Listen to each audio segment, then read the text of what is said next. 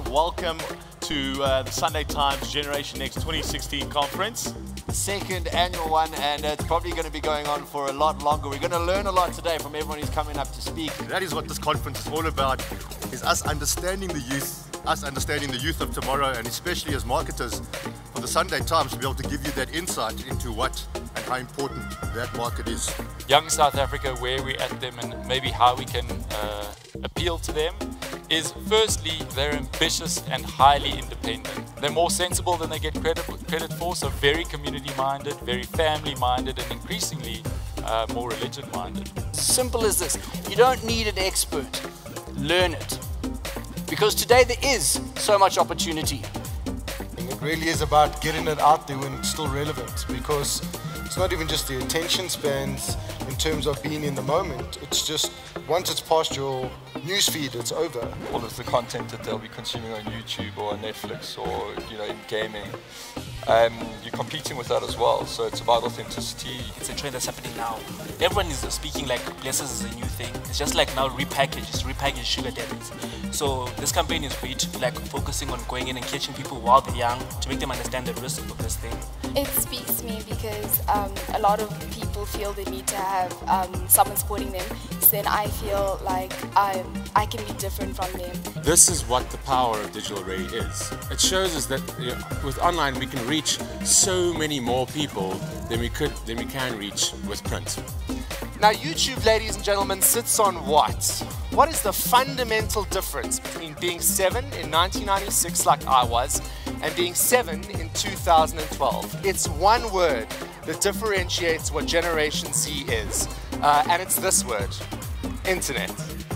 Do you think that this is a difficult generation to understand, or are we just not doing it right? I must say that every single year it's the same thing. It has always been the same thing. The last 20 years, 30 years, young people have always been very difficult to understand. We can all learn. We can all learn how to do things and learn what people want and what they're interested in. It's more difficult to convince them than it ever was before. I think the way to convince them is to actually bring them on your teams.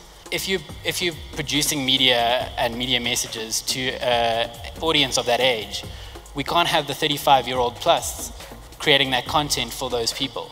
SAB setting up the You Decide program, and then there's the Future Leaders television aspect of it as well. What's some of the social issues that you guys are trying to tackle? If you make the right choices and to invest your time in things that can build your future, build your talent, you can have a bright future. So the Future Leaders campaign was really about creating that sense of hope and turning these kids into role models and generating enough role models amongst themselves so that they can learn from each other, and that will help them to be more inspired to do the right things. The little bit of money that they spend on brands, if they were to make a conscious decision to support a local brand, that in its own guarantees a loaf of bread on somebody's table. Social dialogues, engaging young people and understanding and tapping into their mindsets as to how are they perceiving and how are they understanding and unpacking the things that are happening in their lives today, and how would they want to see themselves in the next generation? How would they want to see themselves being supported to become the youth that will take this country forward? Tashay, what would you do if you didn't have to go to school for a day and you could do anything you wanted?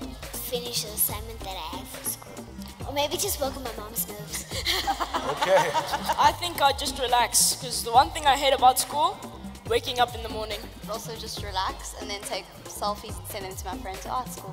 Make them jealous. So being real is being true, having an essence, being authentic, having social media engagement that subscribes to that. So are you going to be true? Are you going to be real with people? Are you going to be authentic, which I feel like is sometimes the most difficult thing to do.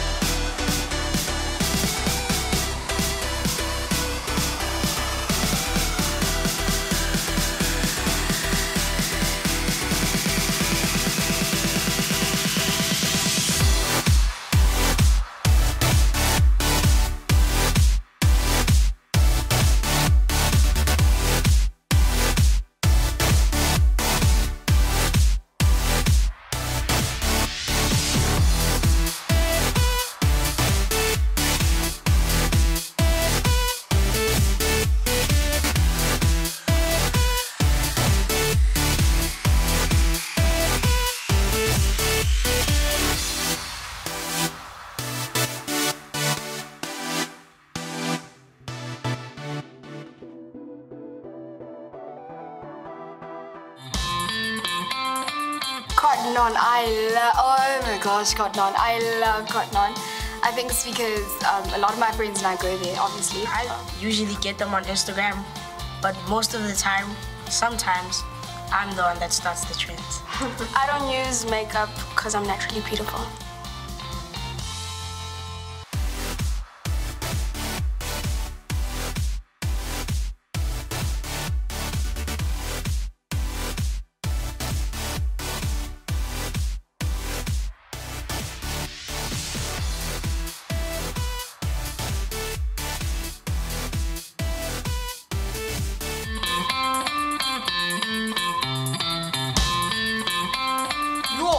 Samsung versus Apple is one of the highest rivalries that any company has had. Facebook, I don't understand how to work Facebook. There's just so many buttons. So I went on Facebook and I was checking who's on it, and all I could see was my parents and my uncles and all that stuff. So literally, the power's in our hands. You have a problem that can only be fixed if you vote for a great president. You keep on complaining and complaining, but you do not vote. How are you solving your problem? I think the art of conversation will never die, and the heart of conversation lies in radio. So I think that the future for radio is huge. And with music, yes to the 90%. I love it. I think social media plays an important role, even though I usually get my news from actually reading a traditional newspaper.